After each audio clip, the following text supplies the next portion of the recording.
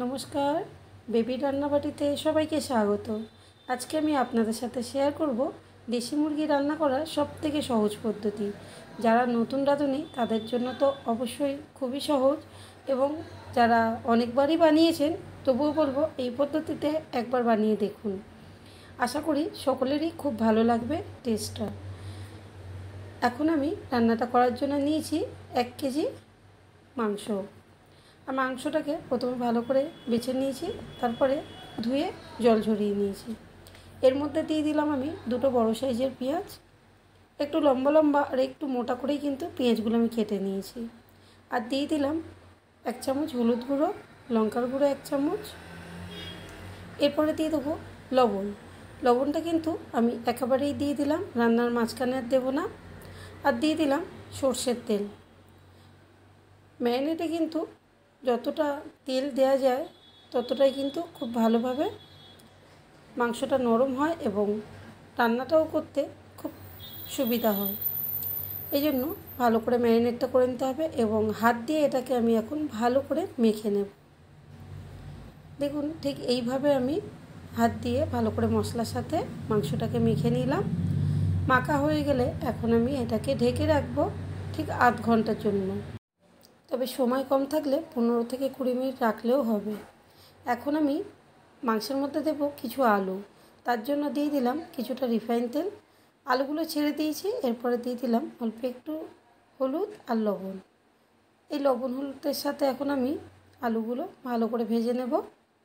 আর এটা দেখুন, হালকা একটু গায়ের রঙটা চেঞ্জ হলেই আমি আলুগুলো তেল ঝরিয়ে সব তুলে নেব। এখানে তেল আমি কিছুটা বাড়িয়ে দিলাম, আর পুরো রান্নাটাই করব আমি সর্ষের তেল।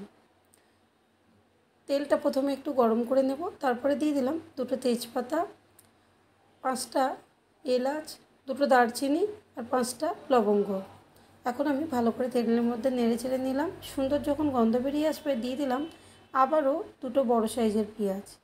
মানে 1 কেজি মাংসতে আমি দিয়ে দিলাম 4টে বড় সাইজের পেঁয়াজ। পেঁয়াজটাকে এখন আমি ভালো করে নেড়ে চেড়ে লালচে করে একটু ভেজে নেব। এই যে লালচে হয়ে গেছে এখানে, এরপরে দিয়ে দেবো মাঝারি সাইজের 2টো টমেটো। টমেটোটাও এখন আমি পেঁয়াজের সাথে ভেজে নেব, যতক্ষণ না টমেটো একদম নরম হয়ে যায় ততক্ষণে ভেজে নিলাম। টমেটোটা ভাজা হয়ে গেলে দিয়ে দেবো আমি কিছু মশলা। প্রথমেই দিয়ে দেবো আমি আদা বাটা। উঁচু করে 3 চামচ দিয়ে দিলাম আদা বাটা। 1 চামচ দিয়ে দিলাম হলুদ গুঁড়ো। ঝাল হিসাবে দিয়ে দিলাম 1 চামচ লঙ্কার গুঁড়ো, আর রঙের জন্য অল্প একটু কাশ্মীরি লঙ্কার গুঁড়ো, 1 চামচ জিরের গুঁড়ো। আর জলটা দিয়ে দিলাম ভালোভাবে কষানোর জন্য। এখন এই জলটা শুকিয়ে যাওয়া পর্যন্ত আর মশলা থেকে তেল ছেড়ে আসা পর্যন্ত আমি কিন্তু এটাকে কষিয়ে নেব ভালো করে। তারপরে আমি দিয়ে দেবো যে ম্যারিনেট করে রেখেছিলাম মাংসটা। এই মাংসটা এখন আমি মশলার মধ্যে দিয়ে দিলাম। তারপরে আমি মশলার সাথে মাংসটা এখন ভালো করে কষিয়ে নেব।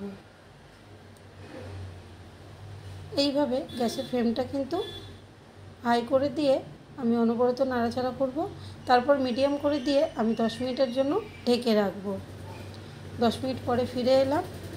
ঢাকাটা খুলে দেখুন অনেকটাই মাংস থেকে জল ছেড়ে গেছে। এরপরে আমি অনবরত নাড়াচাড়া করব। তবে আবারও আমি কিছুক্ষণের জন্য ঢেকে দেব। তারপরে আমি আবারও মাংসটাকে নেড়ে চেড়ে নেব। আর এখানে একটু দেখে নেব আলুটাও কিন্তু সিদ্ধ হয়ে গেছে। মাংসটা কষানোর সময় 2বার থেকে 3বার প্রয়োজন অনুযায়ী ঢেকে ঢেকে রান্না করলে মাংসটা তাড়াতাড়ি হয়ে যাবে এবং সিদ্ধটাও খুব ভালো হবে। এখন মাংস থেকে পুরোপুরি তেল ছেড়ে গেছে। দিয়ে দিলাম 1 গ্লাস জল। আমি মাংস খুব বেশি ঝোল রাখবো না, তাই আমি 1 গ্লাস দিয়ে দিলাম। আর ভালো করে ফুটিয়ে নিয়েছি 10 থেকে 15 মিনিটের জন্য। এখন কিন্তু অতিরিক্ত জলটা অনেকটাই শুকিয়ে গেছে। এরপরে আমি দিয়ে দেবো 1 চামচের একটু কম গরম মশলার গুঁড়ো। যেহেতু ফোড়নেও গরম মশলা দেওয়া আছে তাই জন্য আমি একটু কম দিয়ে দিলাম গরম মশলা। ভালো করে মাংসের সাথে এখন গরম মশলাটা নেড়ে চেড়ে নেব। তারপরে আমি ঢেকে কিছুক্ষণের জন্য স্ট্যান্ডিং টাইমে রেখে দেবো। তাহলে রেডি হয়ে গেল গরম গরম দেশি মুরগির মাংস। এটা ভাত, রুটি, পরোটা, লুচি সবটার সাথেই ভীষণ ভালো লাগবে এবং এই পদ্ধতিতে একবার বাড়িতে বানিয়ে দেখুন। আশা করি সকলেরই ভীষণ পছন্দ হবে।